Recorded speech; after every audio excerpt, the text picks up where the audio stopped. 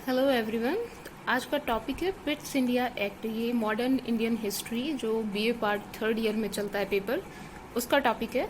तो पहले हमने रेगुलेटिंग एक्ट ऑलरेडी पढ़ लिया है, और नेक्स्ट जो एक्ट आया जिसका मुख्य उद्देश्य था रेगुलेटिंग एक्ट में जो दोष रह गए थे, जो कमियां रह गई थी, जो समय के साथ साथ सामने आई, उनमें संशोधन करने के लिए, उसको और बेहतर बनाने के लिए, कंपनी पर बेहतर नियंत्रण करने के लिए, और क्राउन का भारतीय प्रशासन और राजनीति और कंपनी की व्यापारिक जो स्थितियां थी, व्यापारिक परिस्थिति थी, उस पर और बेहतर नियंत्रण स्थापित करने के लिए पिट्स इंडिया एक्ट लाया गया। इसको पारित करने से पहले ये ब्रिटिश पार्लियामेंट में पारित हुआ, ब्रिटिश संसद में पारित हुआ। क्राउन यानी जो ब्रिटिश सम्राट है उसकी मंजूरी से यह अधिनियम बना। इस एक्ट को पारित करने से पहले दो बिल और लाए गए थे, दो विधेयक और लाए गए थे, जिनमें डुंडास का भारत बिल या इंडिया बिल जिसे कहेंगे, और फॉक्स का ईस्ट इंडिया बिल जो है वो लाए गए, लेकिन संसद में जो है ये पारित नहीं हुए। फाइनली जो ब्रिटिश प्रधानमंत्री थे यंग पिट, उनके नाम पर इसको लाया गया पिट्स इंडिया एक्ट, जो 1784 में पारित हुआ। इस एक्ट के द्वारा कंपनी के भारत में शासन के संबंध में कौन सी नई नई व्यवस्थाएं की गई, उसके बारे में हम ब्रीफ में पढ़ेंगे। तो सबसे पहली जो धारा थी इसकी, उसमें एक नई संस्था या कमेटी जिसे कहेंगे, उसकी स्थापना की गई, जिसे बोर्ड ऑफ कंट्रोल कहा गया। बोर्ड ऑफ कंट्रोल की स्थापना ब्रिटेन में की गई, यानी ये गृह सरकार जिसको कहते हैं, यानी कंपनी और भारत से संबंधित मामलों के संबंध में इंग्लैंड में जो प्रशासनिक व्यवस्था थी उसे गृह सरकार कहते हैं, और गृह सरकार में बोर्ड ऑफ कंट्रोल की स्थापना की गई। इससे पहले वहाँ कंपनी पर नियंत्रण के लिए कोर्ट ऑफ डायरेक्टर्स के बारे में लास्ट वीडियो में बताया था। तो कोर्ट ऑफ डायरेक्टर्स होता था जो व्यापारिक मामलों पर नियंत्रण के लिए होता था। अब संसद जो थी उसने अपना नियंत्रण करने के लिए बोर्ड ऑफ कंट्रोल की स्थापना की। इसमें 6 सदस्य थे टोटल। इन 6 सदस्यों की जो नियुक्ति है वो ब्रिटिश क्राउन के द्वारा, यानी सम्राट जो था उसके मंजूरी से की जाती थी। और इन 6 सदस्यों में से एक सेक्रेटरी ऑफ स्टेट होता था, वो राज्य सचिव जिसे कहते हैं, और दूसरा जो है वित्त मंत्री होता था इंग्लैंड का। तो ये 2 व्यक्ति जो होते थे ब्रिटिश संसद से लिए जाते थे, बाकी के 4 अन्य सदस्य जो थे वो क्राउन के द्वारा उनकी नियुक्ति की जाती थी। ये जो बोर्ड ऑफ कंट्रोल था, इसके सदस्यों का वेतन और बाकी के जितने भी खर्चे होते थे, जिसे गृह सरकार का व्यय कहते हैं, तो जितने भी खर्चे होते थे वो सब के सब भारतीय राजस्व से, इंडियन रेवेन्यू से दिए जाते थे। यानी इनका खर्चा जो है भारतीय सरकार वहन करती थी, जबकि ये सारा खर्चा होता कहाँ था? इंग्लैंड में। बोर्ड ऑफ कंट्रोल को काफ़ी सारी शक्तियाँ प्रदान की गई। जो कोर्ट ऑफ डायरेक्टर्स या संचालक मंडल होता था, जिसके द्वारा जितने भी पत्र व्यवहार भारतीय सरकार के साथ किए जाते थे, भारत की अंग्रेजी सरकार के साथ किए जाते थे, वो सारे पत्र जो हैं बोर्ड ऑफ कंट्रोल के अनुमोदन से भारत आया करते थे। इसके अलावा कोई भी चेंजेस अगर उन पत्रों में या उन आदेशों में करना होता था तो बोर्ड ऑफ कंट्रोल जो है कर सकता था। यहाँ तक कि बोर्ड ऑफ कंट्रोल को अगर स्वयं कोई आदेश भेजने होते थे तो उसके लिए कंपनी के संचालक मंडल की मंजूरी जो है वो आवश्यक नहीं होती थी, यानी अपने आदेश बोर्ड ऑफ कंट्रोल स्वयं भेज सकता था। नेक्स्ट है संचालक मंडल में अब कौन से चेंजेज हुए। संचालक मंडल में ऑलरेडी मैंने बताया था 24 डायरेक्टर्स हुआ करते थे। अब इनमें से 3 डायरेक्टर्स की, 3 संचालकों की एक गुप्त समिति बना दी गई, जिसको महत्वपूर्ण मुद्दे भारत से संबंधित बोर्ड ऑफ कंट्रोल के द्वारा सौंपे जाते थे। तो एक तरीके से सारे संचालकों के साथ विचार विमर्श ना करके 3 संचालकों की जो गुप्त समिति थी उसके साथ बोर्ड ऑफ कंट्रोल भारतीय मामलों के संबंध में कहेंगे कि विचार विमर्श जो है वो किया करता था। नेक्स्ट है भारत में जो गवर्नर जनरल की परिषद की स्थापना की गई थी, जिसमें शुरुआत में रेगुलेटिंग एक्ट में 4 सदस्यों की नियुक्ति की गई थी गवर्नर जनरल के अलावा। अब जो है इसमें 4 से घटा करके इन सदस्यों की संख्या 3 कर दी गई। ठीक है, अब इन 3 सदस्यों में से 3 सदस्य करने के साथ साथ जो गवर्नर जनरल था उसको निर्णायक मत, जिसे इंग्लिश में कास्टिंग वोट कहते हैं, तो गवर्नर जनरल को निर्णायक मत देने की जो है शक्ति प्रदान की गई। अब निर्णायक मत कैसे काम करता है और किस तरीके से अब गवर्नर जनरल की स्थिति जो थी वो सुदृढ़ की गई यहाँ पर भारत में, जो रेगुलेटिंग एक्ट में बहुत ज़्यादा सुदृढ़ नहीं थी और उसे बहुत ज़्यादा जो परिषद थी गवर्नर जनरल की उस पर डिपेंड करना पड़ता था। जैसे गवर्नर जनरल की परिषद में 3 सदस्य हैं, इनमें से अगर एक भी सदस्य जो है गवर्नर जनरल की पक्ष में है तो किसी भी मुद्दे पर जब मत डाले जाएंगे, क्योंकि बहुमत से जो है वो निर्णय किया जाएगा, तो किसी भी मुद्दे पर अगर मत डाले जाएंगे और दोनों तरफ के 2-2 मत डाले गए, यानी पक्ष में भी 2 हैं और विपक्ष में भी 2 सदस्य हैं, ऐसी स्थिति में जब बराबर हो जाएंगे मत तो गवर्नर जनरल जो है कास्टिंग वोट देगा, निर्णायक मत देगा। यानी अगर उसने पक्ष में वोट दिया तो प्रस्ताव स्वीकृत हो जाएगा और अगर उसने विपक्ष में दिया तो अस्वीकृत हो जाएगा। अब होगा ये कि गवर्नर जनरल को इन 3 सदस्यों में से सिर्फ एक सदस्य की स्वीकृति आवश्यक होगी और वो किसी भी प्रस्ताव को जो है स्वीकृत इस परिषद में करवा सकता है निर्णायक मत की मदद से।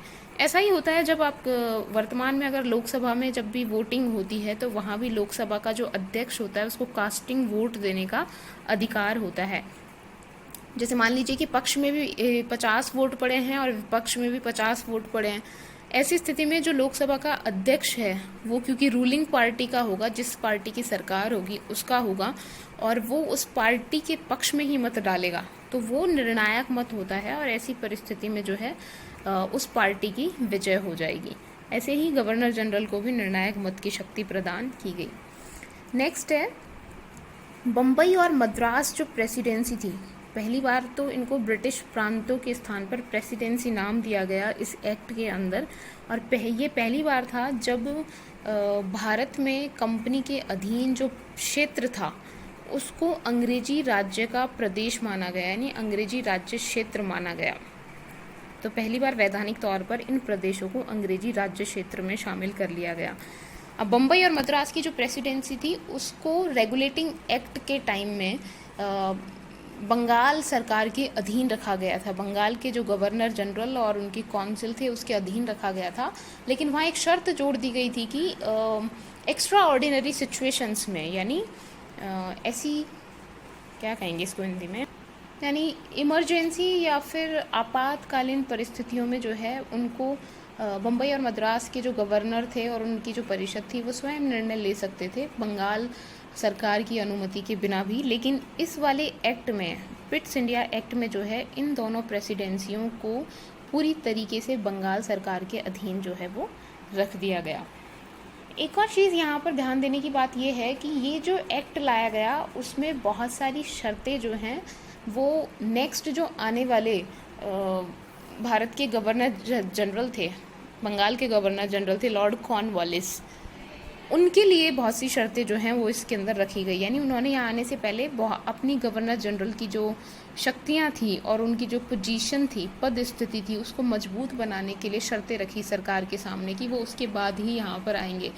तो जो पिट्स इंडिया एक्ट लाया गया उसमें बहुत सारी कंडीशंस उनके लिए भी जोड़ी गई थी और इसी वजह से गवर्नर की जो स्थिति थी, बंगाल का जो गवर्नर जनरल था उसका जो पद था उसको काफ़ी मजबूत किया गया, उसे अनेक एक्स्ट्रा ऑर्डिनरी शक्तियाँ प्रदान की गई। लाइक गवर्नर जनरल की परिषद के सदस्य की संख्या कम कर दी गई, उसको कास्टिंग वोट देने का अधिकार दिया गया, उसको अध्यादेश जारी करने का अधिकार दिया गया, इस तरीके से। नेक्स्ट है गवर्नर जनरल बंगाल का और बम्बई और मद्रास प्रेसिडेंसी के गवर्नरों की जो नियुक्ति की जाती थी वो कोर्ट ऑफ डायरेक्टर्स या कंपनी के संचालक मंडल के द्वारा की जाती थी। हालांकि इन नियुक्तियों को करने से पहले उन्हें जो ब्रिटिश क्राउन था या सम्राट था उसकी पूर्व स्वीकृति लेनी होती थी। लेकिन इन दोनों को, यानी गवर्नर जनरल को और बम्बई और मद्रास के गवर्नरों को वापस बुलाने का अधिकार जो था वो सिर्फ और सिर्फ क्राउन को दिया गया। तो ऐसी स्थिति में चेक एंड बैलेंस यानी शक्तियों के संतुलन को बनाए रखने का प्रयास किया गया। नेक्स्ट है कंपनी के मैंने ऑलरेडी बताया ये कि कंपनी के जो भारतीय प्रदेश थे उनको पहली बार वैधानिक तौर पर अंग्रेजी राज्य के प्रदेश कहा गया, इसीलिए अब इन्हें ब्रिटिश प्रांत ना कहकर प्रेसिडेंसी कहा गया। इसमें जो एक कंडीशन रखी गई थी पिट्स इंडिया एक्ट के अंदर उसमें ये था कि गवर्नर जनरल और उसकी काउंसिल जो है वो बोर्ड ऑफ कंट्रोल की अनुमति के बिना, यानी इनकी अनुमति और कम से कम जो कोर्ट ऑफ डायरेक्टर्स की जो गुप्त समिति है, 3 सदस्यीय गुप्त समिति, ऑलरेडी इसके बारे में हमने बात की, तो उनकी पूर्व अनुमति के बिना भारत में युद्ध, किसी भी शक्ति से युद्ध जो है उसकी घोषणा नहीं कर सकेगी। यानी कॉर्नवालिस जब आए उससे पहले उन्होंने ब्रिटिश संसद जो थी उन्होंने ये क्लियर कर दिया कि भारत में जो है राज्य विस्तार और विजय की योजनाओं को चलाना ब्रिटिश राष्ट्र की नीति, मान और इच्छा के विरुद्ध, यानी और नए प्रदेशों को भारत में ब्रिटिश राज्य के अंदर शामिल नहीं किया जाएगा। तो एक तरीके से ये सेफ्टी, सुरक्षा का जो है सुरक्षा का जो वायदा है एक तरीके से भारतीय राजाओं के साथ कि उनके प्रदेश जो हैं वो सुरक्षित हैं कंपनी से, इस तरीके की बात जो है पिट्स इंडिया एक्ट में कही गई। अब अगर हम बात करें ईस्ट इंडिया कंपनी के कार्यों की, तो हाँ, ऑलरेडी सबको पता है कि ईस्ट इंडिया कंपनी जो थी उसका प्रारंभिक उद्देश्य भारत और जितने भी ईस्ट के पूर्वी देश हैं उनके साथ व्यापार करना था। तो कंपनी जो है उसके कार्य मुख्य तौर पर व्यापारिक होते थे और इन व्यापारिक कंपनी के जितने भी व्यापारिक गतिविधियां थीं उन पर नियंत्रण करने के लिए इंग्लैंड में कोर्ट ऑफ डायरेक्टर्स या संचालक मंडल या निदेशक मंडल, इन नामों से उस संस्था को जाना जाता है।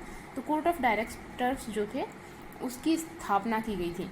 अब क्योंकि कंपनी के कार्यों में राजनीतिक और प्रशासनिक कार्य भी शामिल हो गए, कंपनी को जो है बंगाल, बिहार, उड़ीसा में दीवानी कार्य भी प्राप्त हो गए थे, दीवानी अधिकार प्राप्त हो गए थे मुग़ल बादशाह शाह आलम तृतीय के द्वारा दिए गए ये बक्सर के युद्ध के पश्चात इलाहाबाद की जो संधि हुई 1765 में, उसके तहत। तो अब कंपनी जो है उसके राजनीतिक कार्य भी बढ़ गए और प्रशासनिक कार्य भी बढ़ गए। तो इन पर नियंत्रण के लिए पिट्स इंडिया एक्ट में बोर्ड ऑफ कंट्रोल की स्पेशली स्थापना की गई। तो कंपनी के शासन पर प्रभावी नियंत्रण रखने के लिए इंग्लैंड में ये 2 विभिन्न अलग अलग संस्थाएं जो थी वो अब गृह सरकार में शामिल थी। पिट्स इंडिया एक्ट जो लाया गया उस समय कंडीशन ये थी कि सरकार कंपनी पर ज़्यादा से ज़्यादा अपना नियंत्रण रखना चाहती थी और कंपनी चाहती थी कि उसे ज़्यादा से ज़्यादा रियायतें प्राप्त हों और सरकार का कम से कम उस पर नियंत्रण हो। ऐसी परिस्थिति में जो यंग पिट थे प्रधानमंत्री ब्रिटेन के, उन्होंने पिट्स इंडिया एक्ट लाया गया और इसमें दोहरी व्यवस्था की गई। दोहरी व्यवस्था में व्यापारिक कार्यों पर कंपनी को लगभग पूर्ण नियंत्रण दे दिया गया कोर्ट ऑफ डायरेक्टर्स के माध्यम से, जो कि कंपनी के शेयर होल्डर्स के द्वारा चुने जाते थे। और वहीं क्योंकि सरकार भी अपना नियंत्रण रखना चाहती थी तो कंपनी के राजनीतिक और प्रशासनिक कार्यों पर नियंत्रण करने के लिए स्पेशली बोर्ड ऑफ कंट्रोल की स्थापना जो है इंग्लैंड के क्राउन के द्वारा की जाती थी। तो इस तरीके से विलियम पिट ने ये रास्ता निकाला जिसमें कंपनी की और सरकार की जो दोनों की महत्वाकांक्षाएं थीं उनको दोनों को थोड़ा कहेंगे कि मध्यम मार्ग इन दोनों को देखते हुए निकाला उन्होंने। अगर पिट्स इंडिया एक्ट के महत्व की बात की जाए तो बहुत ज़्यादा कहेंगे कि मूलभूत कोई परिवर्तन नहीं हुआ, लेकिन रेगुलेटिंग एक्ट की जो कमियां और दोष थे उनको सुधारने का प्रयत्न जो है इसमें किया गया। गवर्नर जनरल की जो स्थिति थी उसको और मजबूत बनाने का प्रयास किया गया। पहली बार जो भारतीय राज्य थे उनको अंग्रेजी राज्य का अंग माना गया। कोर्ट ऑफ डायरेक्टर्स की संख्या क्योंकि 24 थी तो उनमें से 3 सदस्य गुप्त समिति का गठन करके उनकी कंपनी के कार्यों में कार्यकुशलता उत्पन्न करने का प्रयास किया गया। बम्बई और मद्रास की जो शाखाएं थी उन पर बंगाल सरकार को पूर्ण अधिकार दिया गया और इस प्रकार से शक्ति का केंद्रीकरण करने का प्रयास जो है वो भारत में किया गया इस पिट्स इंडिया एक्ट के द्वारा। कंपनी के जो कार्य थे उनको अलग अलग सेपरेट कर दिया गया, व्यापार संबंधी कार्य अलग कर दिए गए और राजनीतिक और प्रशासनिक कार्य अलग कर दिए गए। राजनीतिक और प्रशासनिक कार्यों के लिए बोर्ड ऑफ कंट्रोल की स्थापना की गई और व्यापारिक कार्यों का नियंत्रण जो है वो कोर्ट ऑफ डायरेक्टर्स या संचालक मंडल के अधीन जोड़ दिया गया। तो इस तरीके से कह सकते हैं कि लंदन में अब भारत पर या भारतीय प्रदेशों पर और कंपनी पर नियंत्रण करने के लिए दोहरी सरकार की स्थापना जो है वो लंदन में या इंग्लैंड में की गई। लेकिन एक समस्या और नई खड़ी हो गई, वो ये कि बोर्ड ऑफ डायरेक्टर्स और कोर्ट ऑफ डायरेक्टर्स ये जो दोनों थे इनकी शक्तियां और कार्यों को बिल्कुल सेपरेट नहीं किया गया है। यानी अभी भी बहुत से क्षेत्र ऐसे थे जहाँ पर दोनों की शक्तियों को अलग अलग नहीं किया गया, और इसी वजह से थोड़ा सा कहेंगे कि अनिश्चितता की स्थिति पैदा हुई और जिम्मेदारी तय करना किसी भी मामले में वो थोड़ा मुश्किल हो गया। तो कुछ नुकसान भी थे और कुछ सुधार भी इसमें प्रशासन में, भारतीय प्रशासन से संबंधित किए गए पिट्स इंडिया एक्ट में।